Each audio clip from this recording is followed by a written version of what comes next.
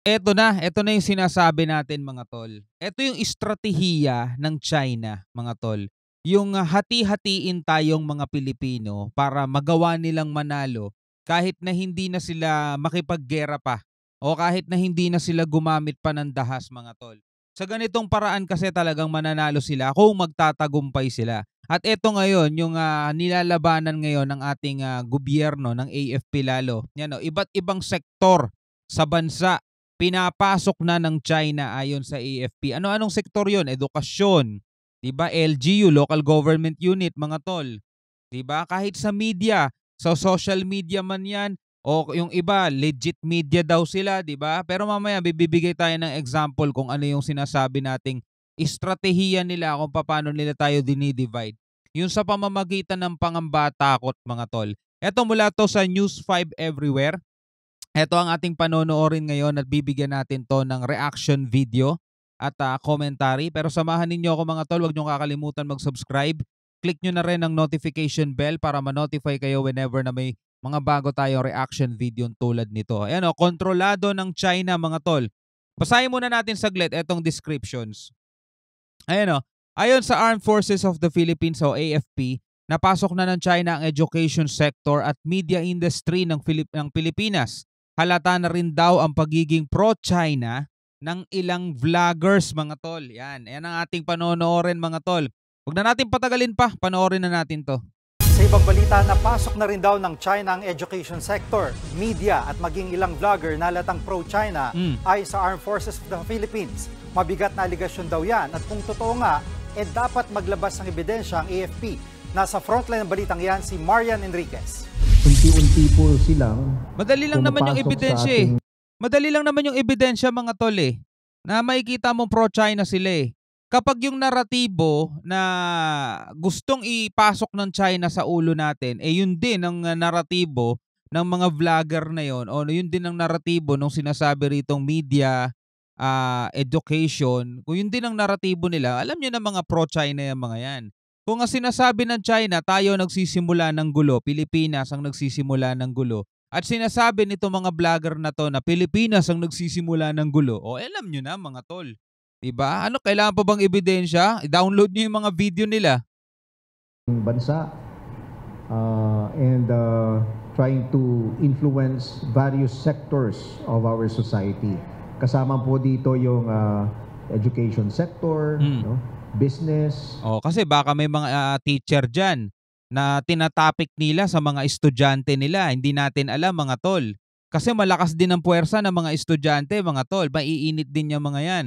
Kaya pag pumasok sila sa education sector mga tol, komunista yan 'di ba? Yung bansang yan mga tol Alam mo na ilan yan sa mga naging problema natin mga tol hanggang ngayon problema natin. Yung pagpasok ng mga komunistang grupo sa mga sa mga universidad, 'di ba?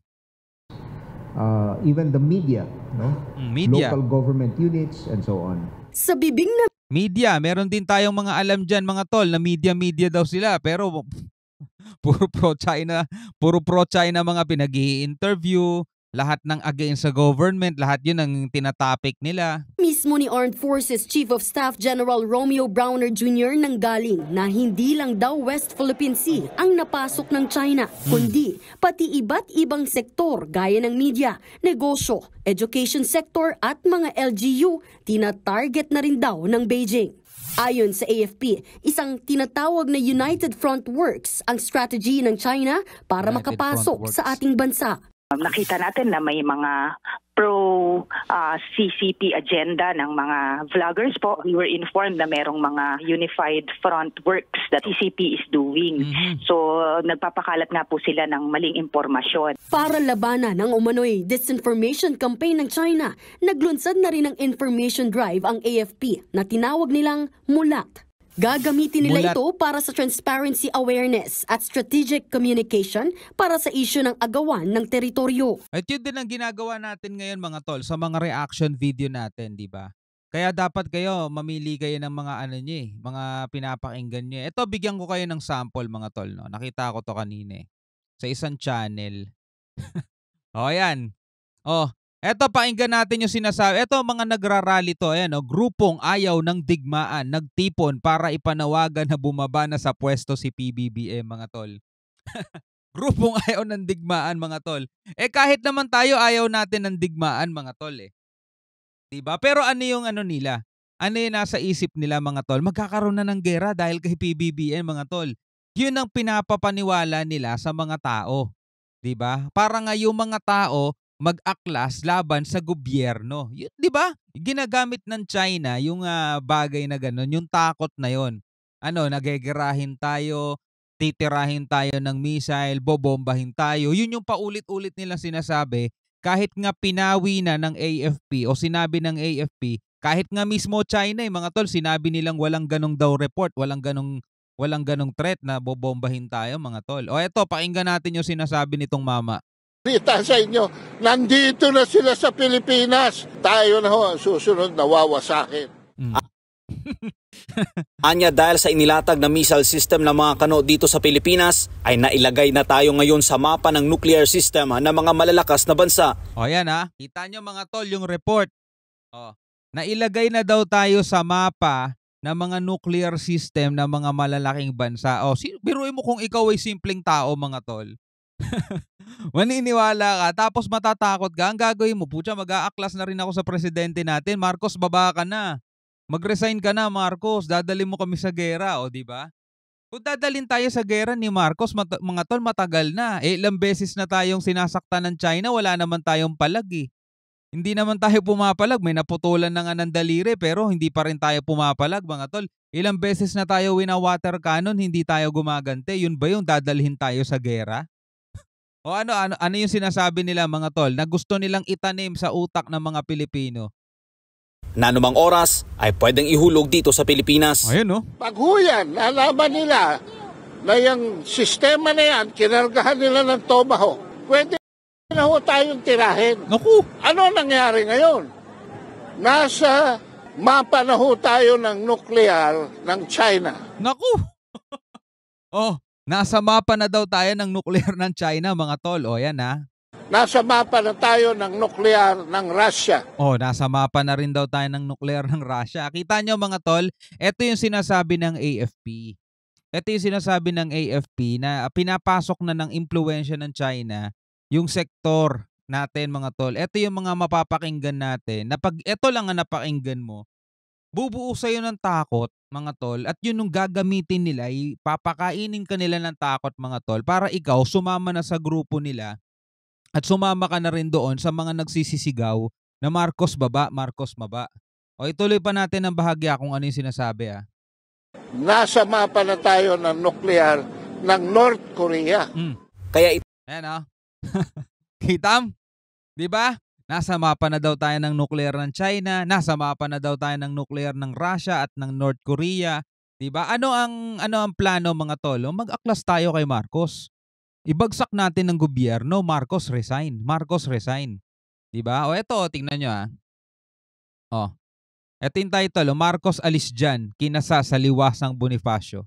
Diba? Ano ang target? Paalisin ng gobyerno, mga tol. Sino ang nakikinabang doon, mga tol? Sino ang masaya doon? China.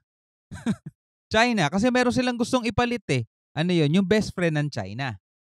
Di ba? Kaya nga ito, mga tol, ito yung problema ngayon ng AFP natin. Kasi bukod sa West Philippine Sea, hindi lang yan ang napasok ng China, mga tol. Napasok na rin ng China yung mga influencer nila rito, itong media. Di ba? Mga napasok na yan, may mga vlogger na sinasabi nilang pro-China. Makikita mo naman kung sino yung mga nagbabalita na puro pabor sa China Biruin mo ba, takutin mo ba naman ang mga Pilipino, nasa mapa na tayo nuclear ng China, nuclear ng Russia at nuclear ng ng North Korea? 'Di ba? Anong gagawin mo? Mag-aklas ka sa gobyerno. Anong mangyayari sa Pilipinas? Giba-giba tayo, mga tol. 'Di ba? Hiwa-hiwalay tayo, divided tayo. Yun ang gusto nila. Yun ang gusto nilang mangyari kaysa magkaisa, di ba? Basahin nyo pa yung mga comment dyan. Tingnan nyo yung mga comment dito, 964, mabuhay ang mga Pilipino, magkaisa para sa ikauunlad ng ating bansa, paalisin ang mga kurakot, dapat lang kasi parang walang presidente ngayon kung magdesisyon baliktad sa gusto ng mga nakararami. Gastos ng gastos, walang kabuluhan. Di ba? 'Di ba makikita mo talaga mga tol, tamang-tama yung sinasabi ng AFP mga tol. Tuloy natin 'to. Wala pa namang pahayag ang Chinese Embassy sa alegasyon ng AFP, habang ang Hindi na alegasyon yun mga tol eh. 'Di ba? Malinaw na malinaw yun, alam na natin yun, nakikita na natin sila eh. Department of Education naman, pag-aaralan daw muna ang issue. Kung ang National Union of Journalists of the Philippines o NUJP naman ang tatanungin, nakaalarma raw ang aligasyong napasok na rin ng mga media organization. Nako, mayroong mga media organization dyan. Huwag na kayo magbulag-bulagan. Dapat maglabas daw ng matibay na ebidensya ang militar dahil malaki ang implikasyon ng mga sinabi ng AFP sa mga mamamahayag. Let's say there are some columnists, there may be some siguro thought leaders who have parang alternate views on the issue. Pero does that mean infiltrated sila ng China necessarily? Mahirap sabihin. They would have to show proof, no? Hindi naman pwedeng ayoko yung tabas ng sinusulat nito, therefore infiltrated na sila ng China. Para naman kay Gabriela Part. Kasi kaya nagiging sinasabi ng AFP na infiltrated by China. Sabihin man nating hindi directly. Pero ang nakikinabang kasi doon mga tol, dahil sa ayaw nila sa gobyerno natin ngayon, is nagiging pabor sila sa kabila. Hindi naman pwedeng kalabanin mo both eh. Ayaw mo sa China, ayaw mo sa gobyerno. Hindi eh. Lahat kasi ng kilos ng gobyerno mga tol, ang ginagawa ng mga yon is binabaliktad nila, ginagawa nilang masama sa lahat. At ang pinantatakot nga nila sa mga Pilipino, mga tol, is yung gegerahin daw tayo ng China, ganyan-ganyan. Para yung mga Pilipino is magalit nga sa gobyerno at eto na nga mangyari. Bumuo ng people power, etc. na ganyan para ibagsak ang ating gobyerno. So wala tayong pagkakaisa pag ganun mga tol. 'Di ba? Kailangan ang panindigan natin o maging pro-Filipino tayong lahat. 'Di ba? Hindi naman tayo papasok sa gera eh. 'Yun ang sinasabi ng AFP, hindi tayo papasok sa gera. Pero ipagtatanggol natin kung ano yung soberanya natin, kung ano yung nararapat na para sa atin, 'di ba? Etong mga Pilipinong 'to, hindi natin alam kung Pilipino talaga sila. Wala silang pakialam doon, ipamigay nyo na lang yung dagat na yan, dagat lang yan eh. 'Di ba? Isusugal nyo ba yung buhay ng mga tao ngayon para sa dagat na yan? 'Di ba? Ganun sila magsalita eh. Ganun magsalita yung mga yun eh. Fertilized Representative Arlene Brosas, dapat imbestigahang mabuti ang sinasabing panghihimasok ng China nang sa gayon maiwasan ang anumang diskriminasyon sa mga Chinese. Kasi hindi lang naman Chinese. Sorry hindi lang Chinese kasi ang US nga nagtayo ng base sa loob mismo ng bansa natin. So it goes for all. Evidence-based and scientific-based dapat natin yun gawin. Yung Amerika nagtayo din ng base sa ibang bansa tulad ng Japan, North Korea. Wala namang problema eh. Saka kung nagtayo ng base ang Amerika dito, tanong sinasakop ba nila tayo? Inaapi ba nila tayo mga tol? Diba? Ito problema natin eh. Merong umaapi sa atin na hindi natin alam kung bulag ba yung iba at hindi nila nakikita kung ano yung problema natin. Merong umaapi sa atin eh. Huwag yung parang racist ang mangyayari. Hindi racist yun. Hindi racist yun, madam.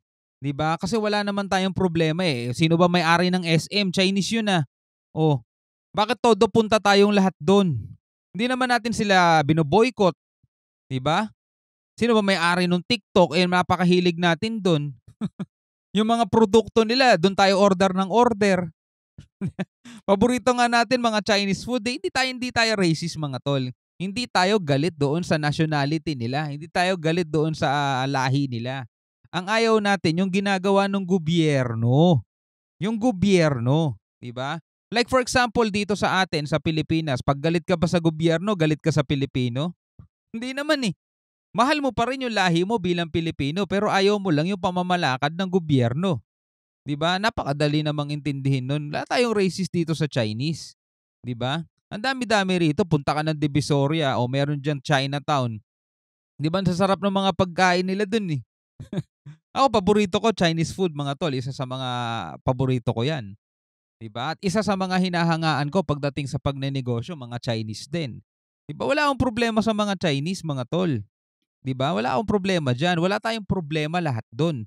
Ang hindi natin gusto yung ginagawa ng gobyerno nila. 'Di ba? Magkaiba 'yun. Iba yung gobyerno, iba yung nationality. don't want that, no? Ayaw din natin ng sino-hate. Nagbabalita mula sa Frontline. O, di ba? O, napakalinaw niyan mga tol at nililinaw pa natin mabuti. Kaya nga nagbibigay tayo ng reaction at ng commentary para mas maintindihan ninyong lahat eh.